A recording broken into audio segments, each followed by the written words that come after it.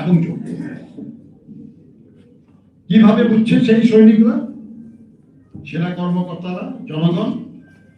কারণ এই মানুষটাই সেই মানুষ যিনি 1971 সালের 25শে মার্চ মধ্যরাত্রের পরে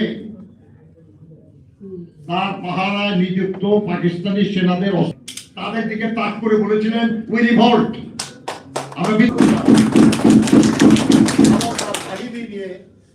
তিনি যুদ্ধে নেমেছিলেন। তখন তিনি জানতেন না যে তার এই কাজের সমর্থন তিনি কার কার কাছ থেকে পাবেন, কোথায় কোথায় পাবেন, উনি জানতেন না। জানার কথা না,